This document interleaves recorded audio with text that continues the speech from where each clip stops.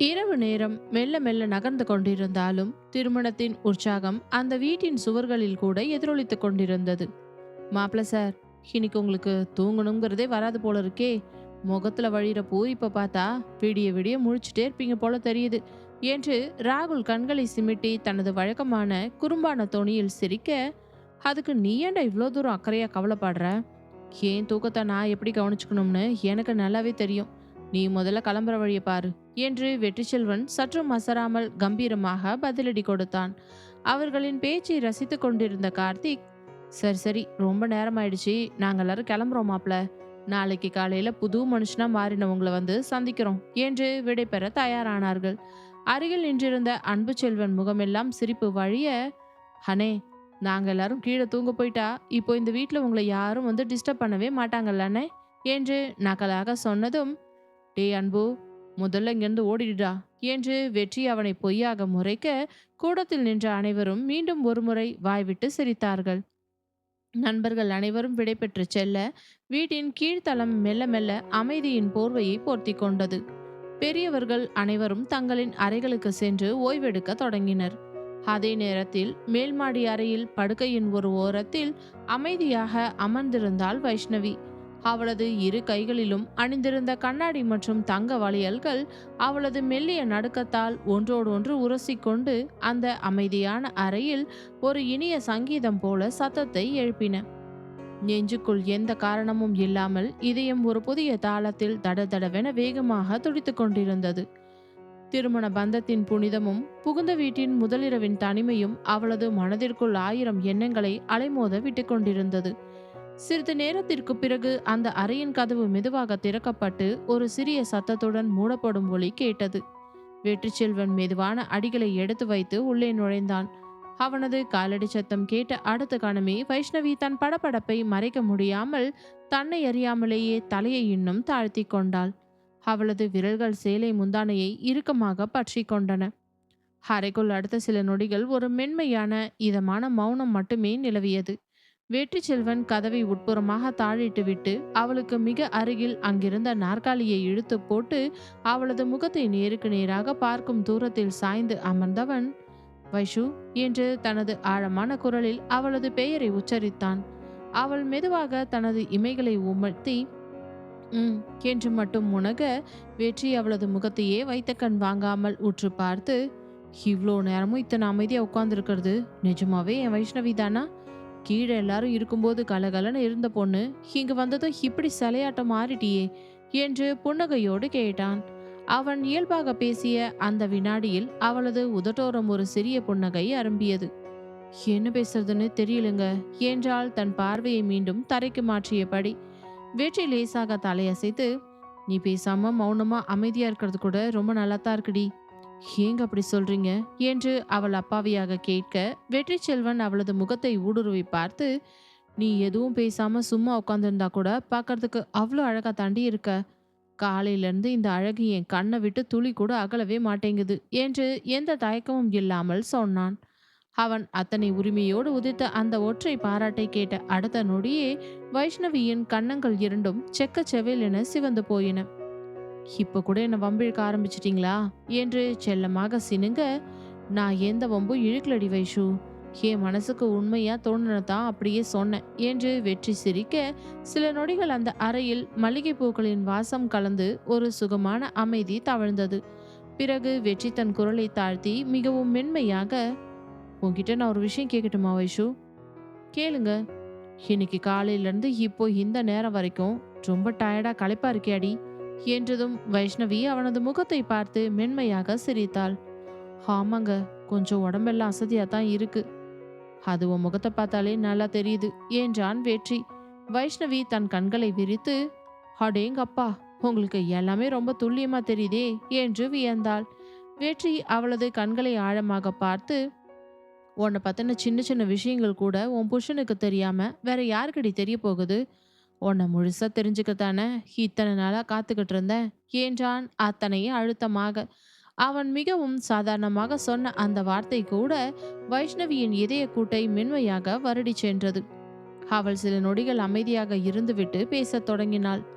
வெற்றி, சொல்லுடி வைஷு, நான் உங்ககிட்ட ஒரு முக்கியமான விஷயம் சொல்றேன். ஆனா அதை கேட்டு நீங்க என்னை பார்த்து சிரிக்க கூடாது.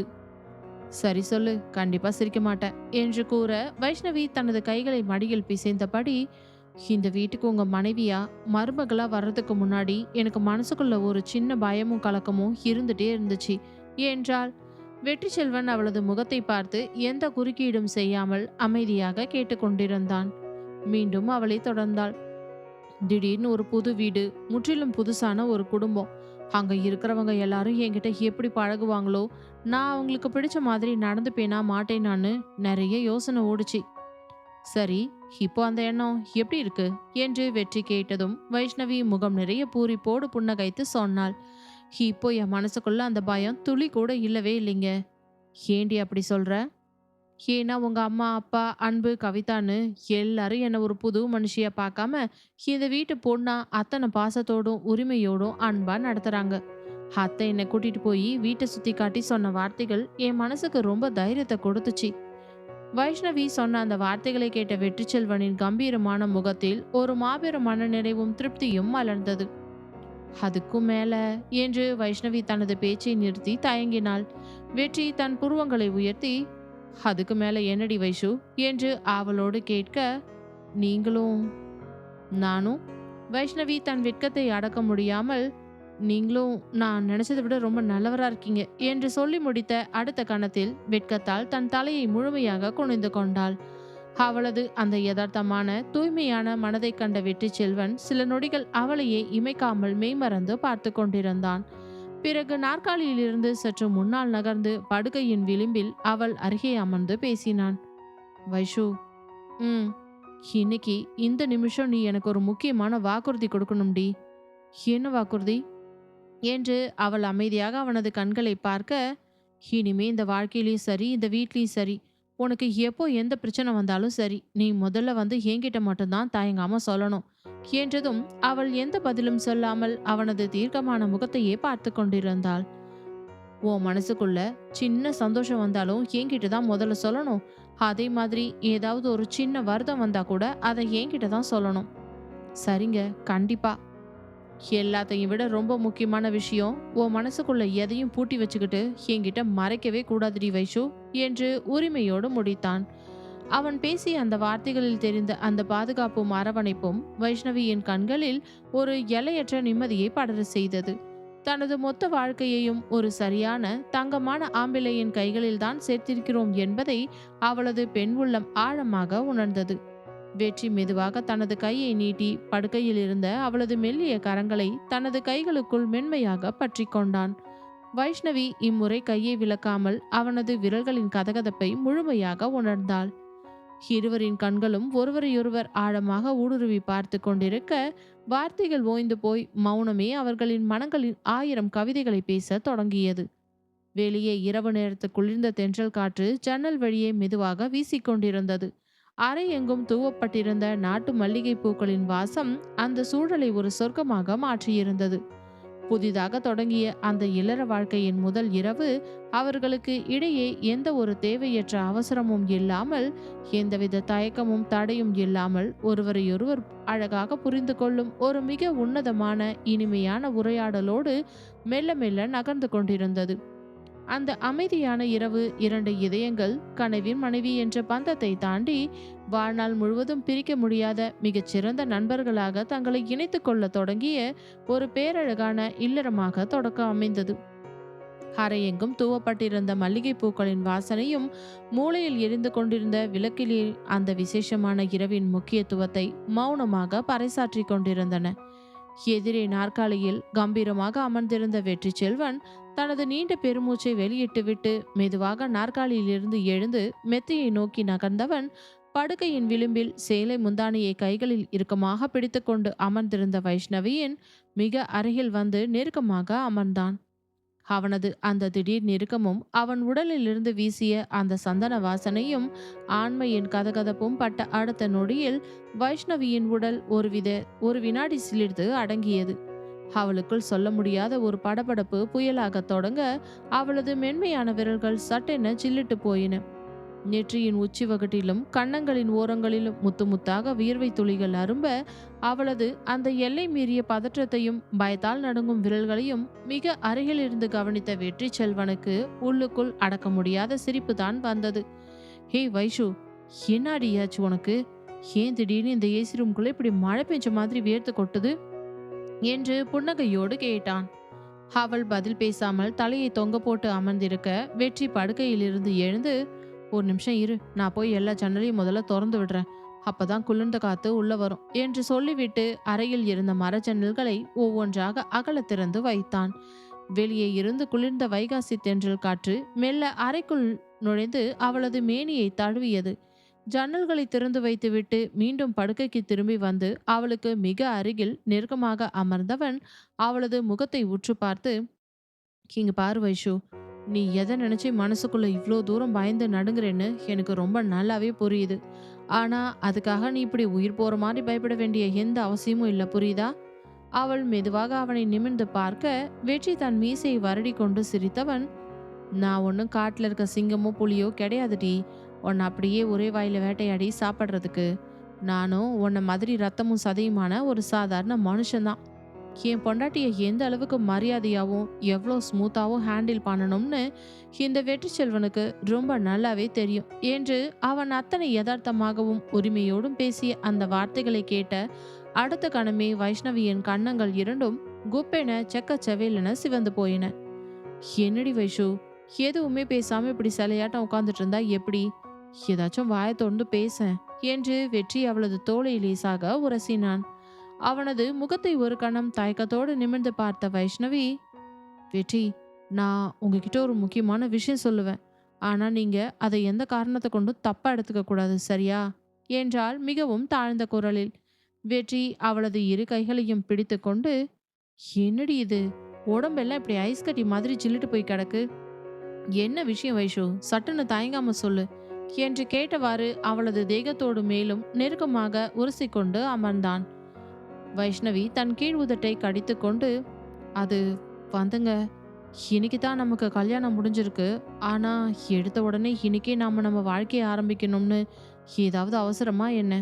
கொஞ்சம் பொறுமையா நாம ரெண்டு பேரும் ஒருத்தர் இன்னும் நல்லா புரிஞ்சுக்கிட்டு ஸ்டார்ட் பண்ணலாமேங்க. அதுவா இயல்பா நடக்கும்போது நடக்கட்டுமே என்று படபடவென தன் மனதில் இருந்த தயக்கத்தை கொட்டி முடித்தாள். அவள் பேசி அந்த மழலை கடந்த பயத்தை கேட்ட வெற்றி செல்வன் உதட்டோரம் மென்மையாக சிரித்தான். அவளது மெல்லிய வலது கையை எடுத்து தன் பலமான அகன்ற இடது உள்ளங்கைக்குள் வைத்து மென்மையாக பொதிந்து கொண்டவன், இங்க பாருடி என் செல்ல பொண்டாட்டி, நீ இப்போ மனசுக்குள்ள இருக்கிற பயத்தினாலதான் இப்படி எல்லாம் பேசிட்டு இருக்கேன்னு எனக்கு நல்லாவே புரியுது. ஆனா என் கண்ணு முன்னாடி இவ்வளோ லட்சணமா அழகான தேவதை மாதிரி ஒரு பொண்டாட்டி பக்கத்துல உட்கார்ந்துருக்கும் போது என்னால கொஞ்ச நாளைக்கு சும்மா இரு, தள்ளி இருன்னு சொன்னா எப்படிடி முடியும்? ப்ளீஸ் வைஷு, உன் புருஷனோட சுச்சுவேஷனையும் கொஞ்சம் புரிஞ்சுக்கோ ஏண்டி என்று ஆசையோடு கெஞ்சினான். வைஷ்ணவி தன் கண்களை உருட்டி, என்ன வெற்றி நீங்க இப்படியெல்லாம் ஓப்பனா பேசுறீங்க? நீங்க கல்யாணத்துக்கு முன்னாடி இப்படியெல்லாம் பேசவே மாட்டீங்களே என்று செல்லமாக கடிந்து கொள்ள வெற்றி கலகலவென வாய்விட்டு சிரித்து விட்டு, அடியே லூசு பொண்டாட்டி, அதான் நீயே உன் வாயால சொல்றியே அது கல்யாணத்துக்கு முன்னாடின்னு, ஆனா இப்போ ஊரறிய உனக்கு தாலி கட்டி என் பொண்டாட்டியா நீ என் வீட்டுக்குள்ள வந்துட்ட, இதுக்கப்புறமும் உன்னை விட்டு நான் தள்ளி இருக்கணும்னு எனக்கு என்ன தலையெழுத்தா என்ன என்று தன் உரிமையை பற்றி பேசினான். ஐயோ அப்படி இல்லைங்க, இருந்தாலும் எனக்கு ஒரு மாதிரி என்று அவள் இழுக்க வெற்றி அவளது கண்களை ஆழமாக ஊடுருவி பார்த்து, இங்க பாரடி வைஷு, நான் தான் உன்கிட்ட 1000 தடவை சொல்றேன்ல, எந்த ஒரு சூழ்நிலையிலும் எந்த ஒரு விதத்திலையும் நான் உன்னை துளி கூட கஷ்டப்படுத்தவே மாட்டேன்டி என்று உறுதியளித்தான். அவன் 1000 சமாதான வார்த்தைகளை கூறி அவளது மனதை தேற்றி இருந்தாலும் ஏனோ வைஷ்ணவியின் உள்ளுக்குள் அந்த திருமண இரவின் மிரட்சியும் படபடப்பும் குறையாமல் இதயம் தடதடவென துடித்து கொண்டேதான் இருந்தது.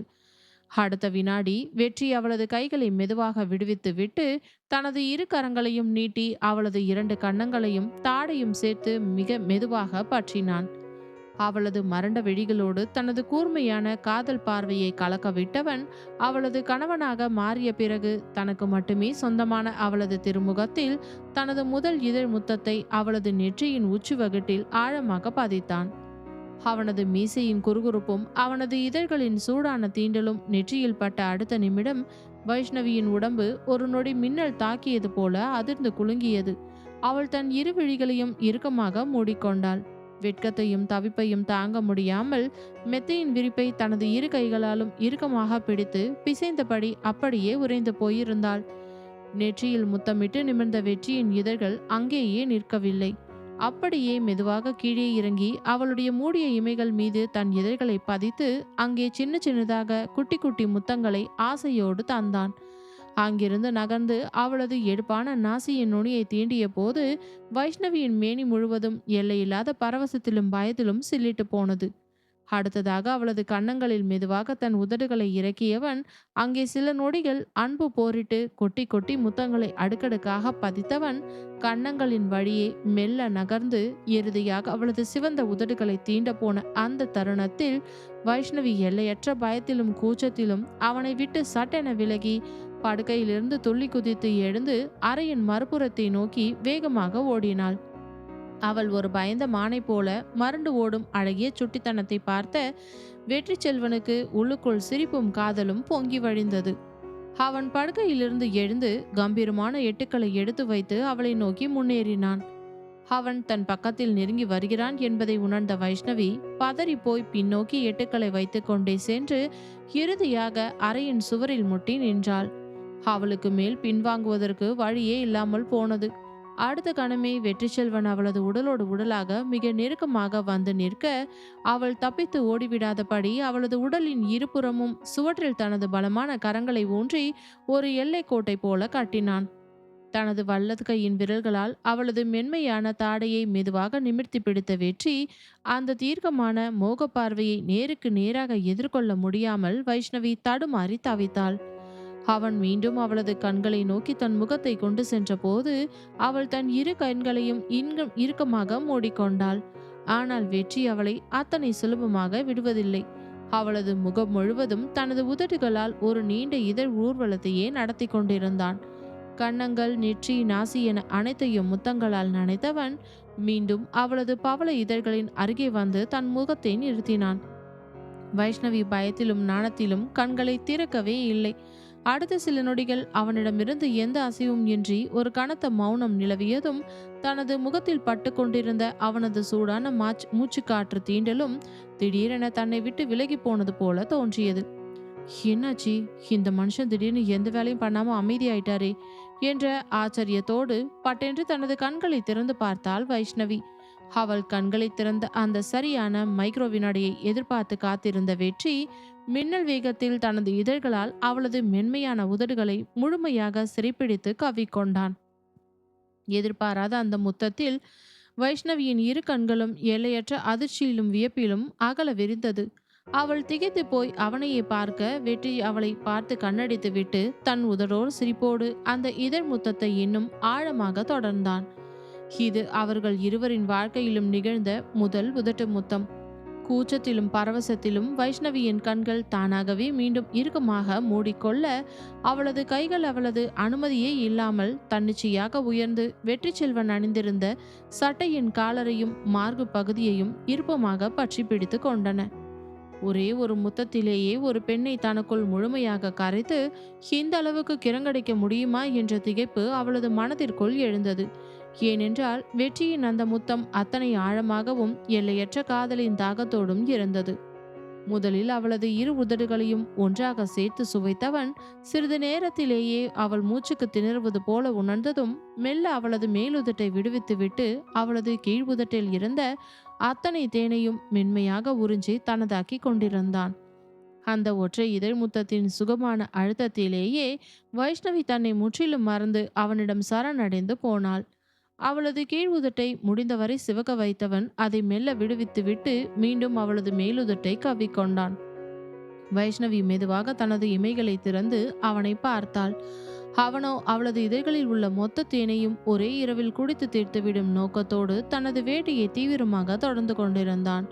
அவனது அந்த ஆசையை கண்ட வைஷ்ணவிக்கு வெட்கத்தோடு கூடிய மெல்லிய சிரிப்புதான் வந்தது. சிறிது நேரம் கழித்து வெற்றி மெதுவாக அவளது இதழ்களிலிருந்து தனது இதழ்களை பிரித்தெடுத்தான். இருவரும் ஆழமாக மூச்சு வாங்கிக் கொள்ள மீண்டும் அவளது நெற்றியில் ஒரு மென்மையான முத்தத்தினை பதித்தவன் அவளது கண்களை பார்த்து, இங்க பாரு வைஷு, என்னை பார்த்துட்டு இனிமே பயந்து போய் இப்படியெல்லாம் ஓடாதடி. இந்த வெற்றி இத்தனை நாளா ரொம்ப நல்ல பையனா அமைதியா இருந்துட்டான். ஆனா இப்ப ஊரறிய உனக்கு தாலி கட்டி எனக்குன்னு ஒரு பொண்டாட்டியா நீ என் கைக்குள்ள வந்துட்ட. இதுக்கு மேலேயும் இந்த வெற்றி பழைய மாதிரி அமைதியா இருப்பேன்னு மட்டும் கனவுல கூட எதிர்பார்க்காத என்று கம்பீரமாக கூறியவன் பேசி முடித்த அடுத்த வினாடியில் அவள் துளி கூட எதிர்பார்க்காத நேரத்தில் தனது இரு கரங்களையும் நீட்டி அவளது இடையிலும் கால்களிலும் கையை வைத்து அவளை அப்படியே பஞ்சு போல தனது மார்போடு சேர்த்து தூக்கினான். திடீரென தரையை விட்டு தன் உடல் மேலே தூக்கப்பட்டதும் வைஷ்ணவி பலத்தில் ஐயோ என்று அலறியபடி அவனது கழுத்தோடு தனது கைகளை ஒரு அழகான மாலையைப் போல இறுக்கமாக பின்னி கொண்டவள், ஐயோ வெற்றி, என்ன பண்றீங்க? முதல்ல என்ன மெதுவா கீழே இறக்கி விடுங்க, எனக்கு ரொம்ப பயமா இருக்கு என்று அவள் தவிப்போடு சினுங்கினாள். வெற்றி அவளது முகத்தை அத்தனை காதலோடு பார்த்தவன் சிரித்தபடியே, அடியே, என் பொண்டாட்டியை தூக்கிட்டு போக முடியாத அளவுக்கு இந்த வெற்றி செல்வன் ஒன்றும் வீக்கான ஆம்பளை கிடையாது, புரிஞ்சுதா என்று கர்வத்தோடு சொன்னான். அவளது பயந்த விழிகளை வைத்த கண் வாங்காமல் பார்த்து கொண்டே வெற்றி செல்வன் அவளை தன் கைகளில் ஏந்தியபடி மெதுவான அடிகளை எடுத்து வைத்து சென்று மல்லிகை பூக்கள் நிரம்பிய அந்த மெத்தையின் மீது அவளை மிகவும் மென்மையாக படுக்க வைத்தான். பஞ்சு போன்ற மெத்தையின் மீது வைஷ்ணவியை மென்மையாக சாய்த்த வெற்றி செல்வன் சற்றும் தாமதிக்காமல் அவளது உடலின் மீது ஒரு மெல்லிய மேகத்தைப் போல சாய்ந்து படரத் தொடங்கினான்.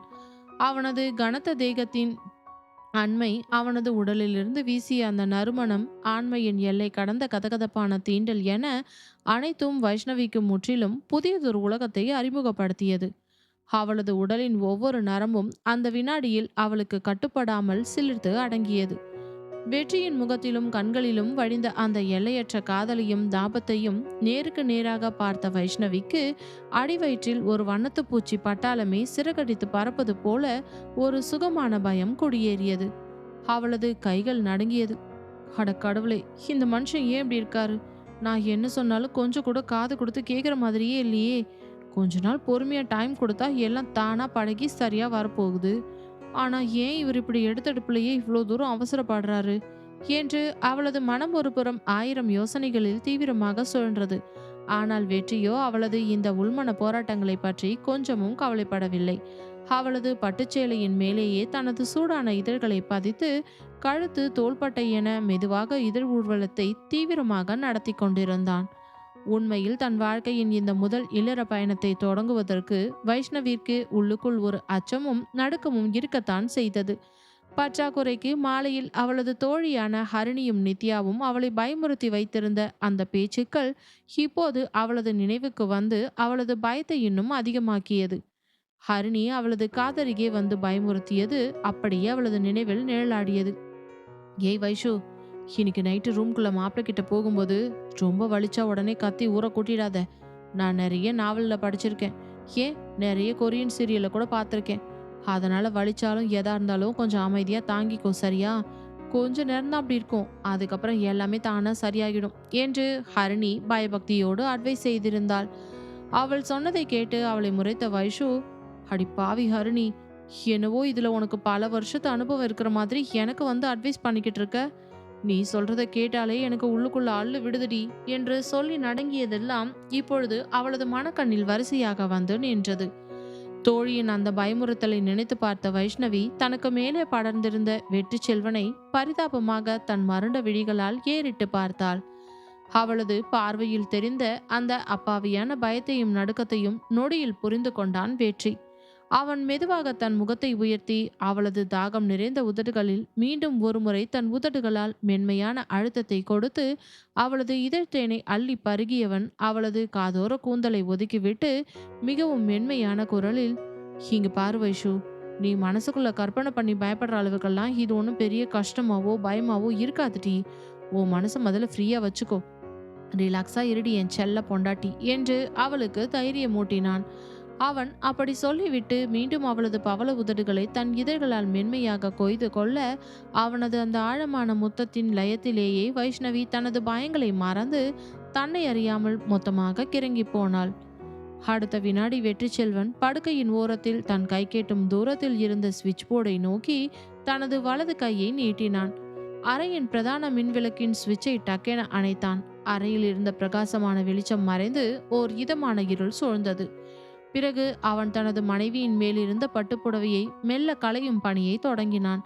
அவனது கைகளின் அந்த திடீர் மாற்றத்தை உணர்ந்து பதறிப்போன வைஷ்ணவி அவனது கைகளை பிடித்து கொண்டு, வெற்றி, என்ன பண்றீங்க என்று தழுதழுத்த குரலில் கேட்டாள். வெற்றி செல்வன் இருட்டிலும் மின்னிய தனது விழிகளால் அவளை பார்த்து புன்னகைத்தவன், நான் இப்போ என்ன பண்றேன்னு என் பொண்டாட்டிக்கு ரொம்பவே நல்லா தெரியும்டி. ஸோ என்கிட்ட இப்போ எந்த கிராஸ் கொஸ்டினும் கேட்கக்கூடாது, ஓகேவா என்று கம்பீரமாக சொன்னவன் ஒரே இழுப்பில் அவளது புடவை முந்தானியை விடுவித்து தூரமாக தூக்கி போட்டான். அறைக்குள் மின்விளக்குகள் அணைக்கப்பட்டிருந்தாலும் திறந்திருந்த ஜன்னலின் வழியே வைகாசி மாதத்து முழு நிலவின் பால் போன்ற வெண்மையான நிலவொளி அறைக்குள் பரவி அவர்கள் இருவரின் மீதும் ஒரு மெல்லிய போர்வையைப் போல படிந்திருந்தது. அந்த நிலவின் வெளிச்சத்தில் தன் கணவனின் முன்னால் ஆடை குறைந்து படுத்திருப்பது வைஷ்ணவிக்கு எல்லையில்லாத வெட்கத்தையும் ஒருவித தயக்கத்தையும் தந்தது. ஆனால் வெற்றிக்கோ புடவையின் முந்தானை விலகி நில ஒளியில் தகதகவென மின்னிய அவளது கோபுர கலசங்களின் பேரழகை கண்ட அடுத்த கணமே சித்தமும் புத்தியும் ஒரு சேர தடுமாறி பித்து பிடித்து போனானது. இத்தனை ஆண்டு காலமாக தனக்கு திருமணமே வேண்டாம் என்று ஒதுங்கி இந்த ஊரில் தனிமையிலேயே தன் இளமையை கழித்த அந்த முரட்டு மனிதனுக்கு தன் மனைவியாக கிடைத்திருக்கும் இந்த அழகிய தேவதையோடு இணையும் இந்த உன்னதமான தருணத்தை இதற்கு மேல் ஒரு வினாடி கூட தள்ளி போட துளியனவும் மனமில்லை. அவன் சற்றும் தாமதிக்காமல் அவளது உடலின் எஞ்சிய ஆடைகளையும் மென்மையாக கலைந்து எறிந்தான்.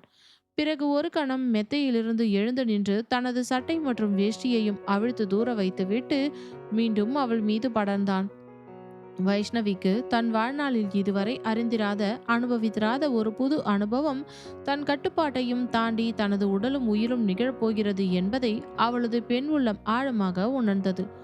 அவளது உடலின் ஒவ்வொரு அணுவிலும் அவனது இதழ்களின் தீண்டலும் விரல்களின் ஸ்பரிசமும் ஒரு மெல்லிய சங்கீதமாக பரவியது.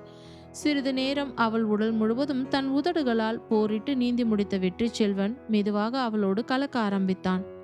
அந்த முதல் கூடலின் மெல்லிய வலையில் வைஷ்ணவி தன் உதட்டை கடித்து கொண்டு ஒரு கணம் வலியில் துடித்து போனாள். அவளது தவிப்பை கண்டவன் சற்றும் தாமதிக்காமல் அவளது இதழ்களை மீண்டும் தனது இதழ்களால் ஆழமாக சிறைப்பிடித்து அவளது வலியை தனது முத்தங்களால் கரைத்து சமாதானம் செய்தான். அவனது அந்த அளவற்ற அன்பிலும் அரவணைப்பிலும் மெல்ல தன்னை ஒப்படைத்த வைஷ்ணவி தன் கணவனின் ஆசைக்கு தகுந்தபடி மெல்ல இசைந்து கொடுக்க தொடங்கினாள். அந்த நள்ளிரவு வேளையில் குளிர்ந்த தென்றல் காற்றில் மல்லிகைப்பூக்களின் வாசம் கலந்து வீச வெற்றி செல்வன் மற்றும் வைஷ்ணவியின் புனிதமான இல்லற வாழ்க்கை உலகமே அறியாத அமைதியோடும் எல்லை இல்லாத காதலோடும் அந்த நிலவொளியில் இனிதே தொடங்கியது. அறையின் ஜன்னல் வழியே உள்ளே எட்டி பார்த்த முழு நிலவின் பால் போன்ற வெண்ணில ஒளி பட்டு மெத்தையில் இணைந்திருந்த இரு உயிர்களின் மீதும் தேவலோக போர்வையைப் போல படிந்து கிடந்தது. நேரம் மெல்ல மெல்ல நகரத் தொடங்கிய அந்த ஏகாந்த வேளையில் வைஷ்ணவிக்கு தொடக்கத்தில் இருந்த அச்சமும் முதல் கூடலுக்கான வலியும் இப்பொழுது அவளது நினைவில் இருந்து சுத்தமாக தெரியாமல் மறைந்து போயிருந்தது. ஆரம்பத்தில் உடலை அசைக்க முடியாமல் பயத்தோடு முடங்கி கிடந்தவள் இப்பொழுது முற்றிலும் வேறொரு புதிய உலகத்தில் மிதந்து சஞ்சரிப்பது போல எல்லையற்ற இன்ப மயக்கத்தில் கட்டுண்டு கிடந்தாள். வெற்றி என்னதான் தன் ஆண்மையின் வேகத்தோடும் தாபத்தோடும் இயங்கிக் கொண்டிருந்தாலும் தொடக்கத்திலிருந்தே அவனது கூர்மையான பார்வைகள் வைஷ்ணவியின் முக அசைவுகளையும் அவளது உடலின் நடுக்கத்தையும் மிக சரியாக கவனித்துக் கொண்டேதான் இருந்தது. ஏனென்றால் தன்னையும் மீறி எங்கே தன் ஆசை அவளை காயப்படுத்தி விடுமோ, தனது கம்பீரமான வேகத்திற்கு இந்த மெல்லிய பூ போன்ற பெண்ணால் ஈடு கொடுக்க முடியாமல் போய்விடுமோ என்ற ஆழ்ந்த பரிவும் பாசமும் கலந்த பயத்திலேயே அடிக்கடி அவள் முகத்தை பார்த்து தன்னை நிதானப்படுத்தி கொண்டான். ஆரம்பத்தில் கண்களில் கண்ணீரோடும் வலியில் முகம் சுழிப்போடும் தவித்து கொண்டிருந்த வைஷ்ணவி இப்பொழுது அதையெல்லாம் அறவே தூக்கி எறிந்து விட்டாள்.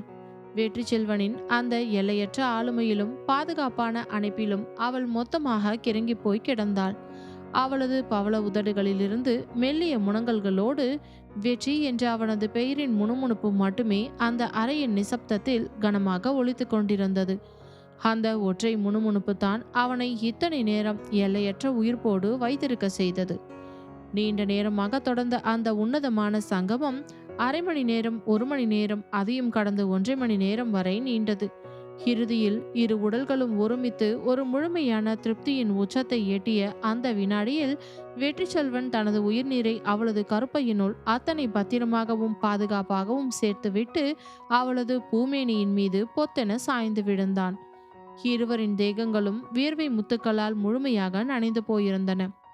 இருவருமே ஆழமாக மூச்சு வாங்கியபடி சில நொடிகள் மெத்தையிலேயே அசைவற்று கிடக்க, வைஷ்ணவிக்கு அவனது கண்களை நேருக்கு நேராக நிமிர்ந்து பார்க்கவே கூச்சமாக இருந்தது. ஆனால் தன் உடலின் மீது ஆடை இல்லாத போதும் வெற்றி செல்வனின் பலமான உடலே அவளுக்கு ஒரு கவச ஆடையாக படர்ந்திருந்ததனால் அந்த வெட்கத்திற்கு நடுவிலும் அவளது மனதிற்குள் ஒரு அமைதியும் பாதுகாப்பும் குடிபுகுந்தது. வெற்றி மெதுவாக தனது முகத்தை உயர்த்தி வியர்வை படர்ந்த அவளது நெற்றியின் உச்சி வகுட்டில் மிக அழுத்தமான ஒரு முத்தத்தினை பதித்தவன் அவளது கன்னங்களை வருடியபடி, ஐ லவ் யூ வைஷு, தேங்க்யூடி, தேங்க்யூ சோ மச் என்று சொன்னான். அவள் அவனை அமைதியாக ஏறிட்டு பார்க்க வெற்றி தன் அடிமனதிலிருந்து பேசத் தொடங்கினான். வைஷு, என் வாழ்க்கையில் எத்தனை வருஷத்துல எத்தனையோ பெண்கள் என்னை நோக்கி வந்திருக்காங்க. ஆனா நான் எப்பவுமே என் வாழ்க்கை துணைக்கு என் பொண்டாட்டிக்கு மட்டும்தான் உண்மையா இருக்கணும், அவளுக்கு மட்டும்தான் என்னை முழுசா தரணும்னு இத்தனை நாளா பாதுகாத்து வச்சிருந்த என்னோட ஆண்மைய இன்னைக்கு உன்கிட்ட தான் முழுசா இழந்திருக்கேண்டி. அதை நினைக்கும் போது எனக்கு ரொம்ப சந்தோஷமாவும் அத்தனை பெருமையாவும் இருக்கு வைஷு என்றவன் அவளது கண்களை ஊடுருவி பார்த்தபடியே தொடர்ந்தான். அதே மாதிரிதான் நீயும் இத்தனை நாள் பொத்தி பொத்தி பாதுகாத்து வச்சிருந்த உன்னோட தூய்மையான அன்பையும் கற்பையும் எனக்காக இன்னைக்கு முழுசா தாரை வார்த்து கொடுத்திருக்க. நிஜமா சொல்றேன்டி, உன்னை என் ஆயுள் முழுசும் எந்த குறையும் இல்லாம சந்தோஷமாவும் நிம்மதியாவும் பார்த்துக்க வேண்டியது உன் புருஷனான இந்த வெற்றி செல்வனோட கடமை. நீ எதை பத்தியும் கவலைப்படாத. அவன் அத்தனை உண்மையான நேசத்தோடு சொன்ன வார்த்தைகளை கேட்டு வைஷ்ணவியின் உள்ளம் உருகி போனது. பிறகு வெற்றி செல்வன் அவளிடமிருந்து மெதுவாக பக்கவாட்டில் சரிந்து படுத்தவன் படுக்கையின் ஓரத்தில் இருந்த போர்வையை எடுத்து இருவருக்கும் சேர்த்து போர்த்தி தனது பலதமான இடது கரத்தால் வைஷ்ணவியை அணைத்து தனது அகன்ற மார்போடு மிக நெருக்கமாக சேர்த்து இழுத்து கொண்டான். அவளது தலையை தனது தோளில் சாய்த்து கொண்டு, சரிடி வைஷு, நீ காலையிலேருந்து ரொம்ப டயர்டா அலைஞ்சிருக்க. ஸோ இன்னைக்கு இந்த ஒரு தடவை போதும். நீ கண்ண மூடி நிம்மதியா தூங்கு, மற்றதெல்லாம் நம்ம நாளைக்கு நிதானமா பார்த்துக்கலாம் என்று அவளது காதோரம் கிசுகிசுத்தான். வெற்றி சொன்ன அந்த வார்த்தைகளே வைஷ்ணவியின் மனதிற்குள் மீண்டும் மீண்டும் ரீங்காரமிட்டு சுழன்று கொண்டிருந்தது. இந்த உலகத்தில் இதுவரை எந்த பொண்ணுக்கும் பணியாத, யாருக்கும் மயங்காத இந்த கம்பீரமான வெற்றி செல்வன் இன்று முதல் முறையாக தன்னிடம் மட்டுமே தன்னை முழுமையாக இழந்து சரணடைந்திருக்கிறான் என்பதை நினைக்கும் போதே அவளது இமைகளின் ஓரத்தில் மெல்லிய ஆனந்த கண்ணீர் துளிகள் கசிந்தன. தன் கணவன் தனக்கு மட்டுமே முழுமையாக கிடைத்திருக்கிறான், தானும் அவனுக்கு மட்டுமே தன்னை முழுமையாக அர்ப்பணித்திருக்கிறோம் என்ற எல்லையற்ற மனநிறைவும் திருப்தியும் அவளது நெஞ்சை நிறைத்தது.